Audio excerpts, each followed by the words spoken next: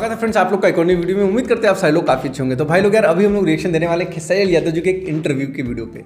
तो भाई वीडियो कुछ इस तरीके से, खेसारी लाल यादव एक्सक्लूसिव इंटरव्यू, सलमान खान के शो बिग बॉस को लेकर कह दी बड़ी बात। देखते हैं क्या कुछ हुआ है इस इंटरव्यू में। हाँ पुरानी वीडियो, ये थोड़ी सी पुरानी वीडियो है और वीडियो में कुछ खास मिल नहीं रहा था, तो ये हुआ कि चलो जो वीडियो अभी हम लोग के पास अवेलेबल है उस पर अपना रिएक्शन देते हैं। तो देखते हैं फिलहाल खेसारी लाल यादव जी का ये इंटरव्यू कैसा, क्या कुछ होता है इस वीडियो में, देख के बहुत ही मजा आने वाला है। आप लोग से रिक्वेस्ट है वीडियो में लास्ट तक बनिएगा। तो फ्रेंड्स मेरा नाम है राजीव, मेरा नाम है शिल्पा और आप देख रहे हैं हमारा चैनल रिएक्शन बाय राजीव। तो फ्रेंड्स अगर आपको हमारा ये रिएक्शन अच्छा लगता है तो आप हमारे चैनल को सब्सक्राइब करें, वीडियो को लाइक करें और साथ ही साथ हमारे वीडियो को शेयर भी कर दें। तो चलिए फ्रेंड्स वीडियो को शुरू कर लेते हैं। अब छपड़ लवट के न जाएंगे, नून रोटी खाएंगे, जिंदगी संग ही बिताएंगे। ठीक है, ये मेरा गाना श्लोक है और हर जगह मैं लंदन में भी इस गाने को लोगों ने बहुत पसंद किया था और लोग जो हिंदी भाषा से वो भी इस गाने को जानते हैं, तो अच्छा लगता है। आपको पता होना चाहिए मैं कभी सीधा हाथ नहीं देखता, मैं हमेशा उल्टा हाथ देखता हूँ। तब मैं गया जरूर था, बट वहाँ पे अच्छाई, वहाँ से सीखना क्या है बताइए? झगड़ा, लड़ाई, कुछ अच्छी चीज सीख कर आदमी निकले तब ना। मुझे लगता है कि बिग बॉस खेल गए। भोजपुरी फिल्मों के सुपरस्टार खेसारी लाल यादव अगर फिल्मों में नहीं होते तो सिविल सर्विसेज का एग्जाम देकर शायद आईएएस या आईपीएस अधिकारी होते। हमारे साथ खेसारी लाल यादव हैं। आपने ये ट्वीट किया, लोगों ने काफी उस पर रिस्पांस दिया कि ऐसा क्यों खेसारी भैया कह रहे हैं कि अगर फिल्मों में नहीं होते तो अधिकारी होते कोई। देखिए, मैं फिल्मों में नहीं होते तो हमारी कर्म भूमि जो है, या तो हम नेता बन के कुछ कर सकते हैं, या आईपीएस अफसर बन के हम अपनी जनता का रक्षा कर सकते हैं, या हम अपने गायकी क्षेत्र से या मनोरंजन क्षेत्र से दुनिया का दिल जीत सकते हैं। तो दिल जीतने का विकास कार्य के लिए तो एक पद जरूरी होता है या एक नाम बड़ा होना जरूरी होता है, इसलिए मैंने ट्वीट किया था।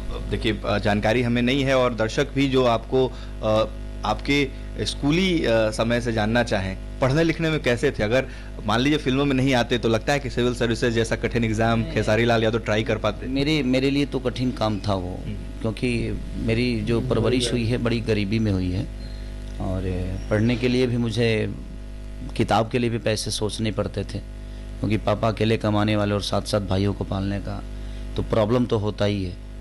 तो गरीबी थी, बट कोशिश किया आदमी, जहाँ रुचि था वहाँ पे आया हूँ मैं। अगर बिहार में चुनाव हुए हैं और नतीजे आए कुछ, नीतीश कुमार मुख्यमंत्री बने हैं एक बार फिर से, 15 साल से मुख्यमंत्री हैं। तेजस्वी यादव के बारे में कहा जा रहा था कि वो इस बार आ सकते हैं। कैसे देख रहे हैं ये राजनीतिक? देखिए, सबके अपने जीवन, मैं राजनेता हूँ नहीं, मेरे लिए जितना प्रिय तेजस्वी जी हैं उतना ही प्रिय मेरे लिए नीतीश जी भी हैं, उतना ही मेरे प्रेमी हमारे लिए कांग्रेस भी हैं, मांझी जी भी हैं। सारे मेरे, देखिए हर वर्ग के लोग कहीं ना कहीं मुझे प्यार करते हैं और मैं किसी एक आदमी का पक्ष लेकर मैं किसी पे टिप्पणी नहीं कर सकता। ये आपको बताना होगा, क्योंकि देखिए हम बहुत कम ऐसे बिहार में रहते हैं और हमारे बीवी बच्चे भी बिहार में नहीं रहते हैं, वो भी बम्बई ही रहते हैं, क्योंकि अपने फैमिली के साथ अगर रहना है तो जहाँ मेरा कर्म भूमि है वहाँ तो रखना ही पड़ेगा मुझे, क्योंकि मैं बिहार रखूँगा तो शायद उनसे मिलना जुलना मेरा बहुत कम हो जाएगा। तो बम्बे में इसलिए आदमी रखता है, अपने बच्चों को पढ़ाता भी हूँ मैं।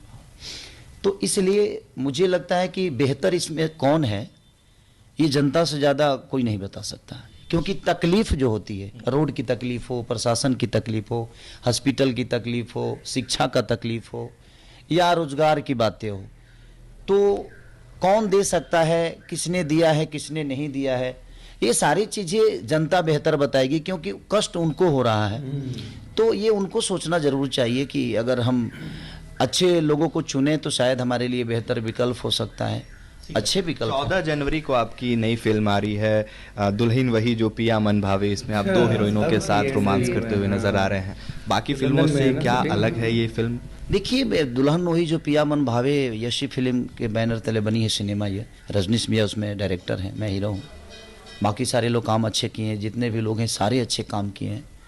और एक समझिए कि ताश का पत्ता में इक्का जिस तरह और बादशाह गुलाम जिस तरह बड़ा होता है, उसी तरह मुझे लगता है कि भोजपुरी सिनेमा के लिए दुल्हन हुई जो पिया मन भावे लोगों को जरूर देखना चाहिए। इसलिए मैं अपील कर रहा हूँ कि कहीं ना कहीं सिनेमा हॉल से लोग कटने लगे हैं, लेकिन ऐसे भोजपुरी सिनेमाओं को अगर बढ़ावा दिया जाएगा तो लोगों की मजबूरी हो जाएगी अपने कल्चर को और बड़ा करने की, और लोगों की मजबूरी हो जाएगा अच्छा सिनेमा बनाना। तो मुझे लगता है जो दुल्हन वही जो पिया मन भावे, ये सिनेमा अपने भोजपुरी में अगर कोई बोलता है और भोजपुरी समझता है, भोजपुरी का ज्ञान उसको है, भोजपुरिया भाषा का है, तो इस सिनेमा के लिए उसको हॉल तक जाकर और ऐसे सिनेमाओं का सपोर्ट करना चाहिए। ओटीटी प्लेटफॉर्म्स का आपने जिक्र किया, आपने कहा कि सिनेमा हॉल से लोग कट रहे हैं, अब ओटीटी प्लेटफॉर्म्स की ओर जा रहे हैं, तो ये भोजपुरी फिल्मों के लिए अच्छा है या आप इसको बुरा मान रहे हैं? बुरा है।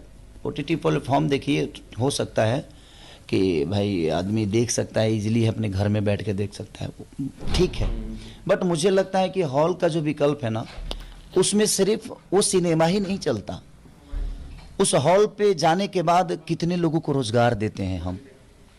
हॉल तक अगर लोग जाते हैं तो कितने लोगों को रोजगार दे देते हैं। आप अपने आप जाते हैं, आप चाय पीते हैं, वहाँ जलेबी खाते हैं, लिट्टी खाते हैं, तो आपके जाने से आपको पता नहीं कि आप सिर्फ मनोरंजन करने जा रहे हैं, लेकिन ये आप सोचिए कि आपके एक जाने से कम वहाँ पे हजारों लोगों की रोजी रोटी चल रही है।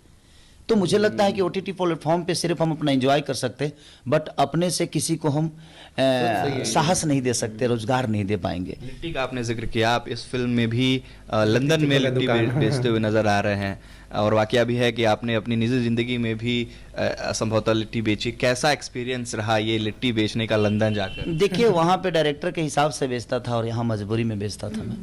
जो मैं अपने जीवन में शुरुआत किया तो मेरी मजबूरी में मैं लिट्टी बेचा करता था, क्योंकि पेमेंट और पैसे तो कमाने ही थे मुझे, चाहे जिस लेवल से कमाऊँ।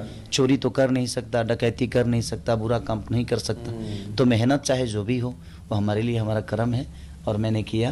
तो यहाँ मजबूरी में बेचता था और वहाँ शौक से बेचना। कैमरे के सामने बेचा, जब भी शूटिंग हो रही थी तो क्या आपको पुराने दिन याद आए? मैं पुराने दिनों को हमेशा याद करता हूँ। आपको पता होना चाहिए, मैं कभी सीधा हाथ नहीं देखता, मैं हमेशा उल्टा हाथ देखता हूँ।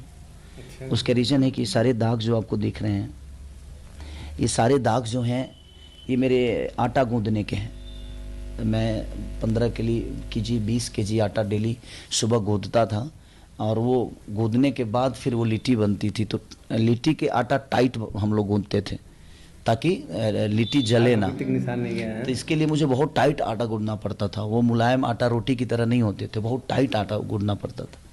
तो इसलिए मैं हमेशा उल्टा हाथ देखता हूं, ताकि मुझे हमेशा याद दिलाए कि मेरी अस्तित्व क्या थी, मेरा जीवन क्या था। बिग बॉस चल रहा है, आप खुद भी वहां पर गए थे। इस बार के सीजन क्या आप देख रहे हैं? कौन सा फेवरेट कंटेस्टेंट है और क्या सलाह देंगे? नहीं, देखिए, सबसे बड़ी चीज़ की माइनस चीज़ों को मैं नहीं देखता। मैं गया ज़रूर था, बट वहाँ पे अच्छाई, वहाँ से सीखना क्या है बताइए?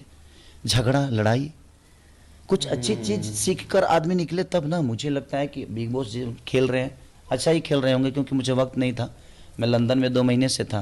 लंदन के बाद यहाँ आया तो लगातार शूटिंग, लगातार डबिंग, गाना, होली, ये वो 25 तरीके की काम, अपना परिवार, अपनी फैमिली, अपने माँ बाप, सारी चीज़ें, तो उसमें उलझ जाता है आदमी, कहाँ देख पाता है। बॉस आपको यानी पसंद बिल्कुल भी नहीं? पसंद, देखिए, मुझे एक प्लेटफॉर्म चाहिए था कि मैं जाऊँ और अपनी दुनिया को बताऊँ कि हमारी भोजपुरी के लोगों का नेचर क्या है, और मैं अपने नेचर से खेल के आया था। एक कोई गाना जो आप बिहार तक के दर्शकों को सुनाना चाहें अपने आने वाली फिल्म का, या फिर कोई पुराना गाना? हाँ, वो मेरा एक बहुत बड़ा गाना सबने देखा है। मैं श्वेता जी के साथ भी वो गाना किया था बनारस में, रंगरसिया में। सबका डर से हुए हैं फरार, अब छपड़ लौट के न जाएंगे, नून रोटी खाएंगे, जिंदगी संग ही बिताएंगे। ठीक है, ये मेरा गाना श्लोक है। हर जगह, मैं लंदन में भी इस गाने को लोगों ने बहुत पसंद किया था, और लोग जो हिंदी भाषा से वो भी इस गाने को जानते हैं, तो अच्छा लगता है। तो 14 जनवरी को रिलीज होगी खेसारी लाल यादव की दुल्हन वही जो पिया मन भावे। आप दर्शकों से भी अपील है कि कोरोना गाइडलाइंस को फॉलो करते हुए ये फिल्म थिएटर्स में जाकर जरूर देखें। उत्कर्ष कुमार सिंह, बिहार तक, पटना। इंटरव्यू थोड़ा सा पुराना था, जैसा कि हम लोग स्टार्टिंग में ही बता दिए थे, लेकिन वाकई में ये जो मूवी थी दुल्हन वही जो पिया मन भावे, बहुत अच्छा मूवी था यार। देख के बहुत मज़ा आया था, और सच में इस तरह की मूवियाँ बननी चाहिए। उसमें कॉमेडी भी था भरपूर और इमोशनल भी था, बहुत अच्छा था, एक पारिवारिक अच्छा मूवी था।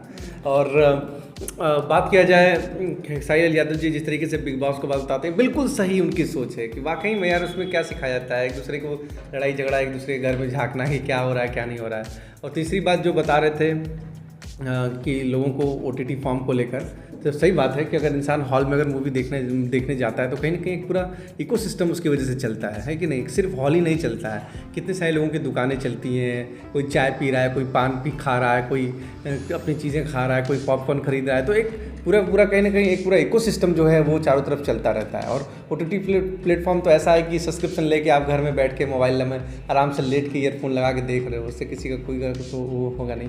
और दूसरा चीज़ हमको पर्सनली एक लगता है कि यार वो जो एक इन्वायरमेंट होता है मूवी देखने का हॉल में, वो एक अलग ही चीज़ होता है। मतलब जिसको फिल्म से चीज़ों से लगाव है वो तो हॉल में ही जाके पूरा होता है यार।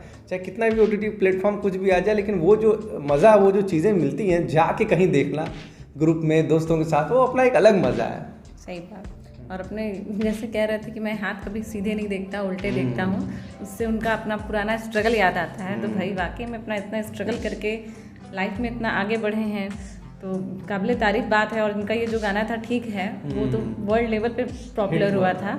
तो अच्छा लगा इनका इंटरव्यू देखकर। और पुराना था लेकिन अच्छा था। पुराना था लेकिन अच्छा। तो कैसा लगा आप लोग को ये इंटरव्यू, कैसा लगा हम लोग को? आप लोग का रिएक्शन कमेंट करके जरूर बताना फ्रेंड्स। एंड हम लोग मिलेंगे इस तरीके से फिर से किसी नई वीडियो में यार। तब तक के लिए जय हिंद, जय भारत, वंदे मातरम।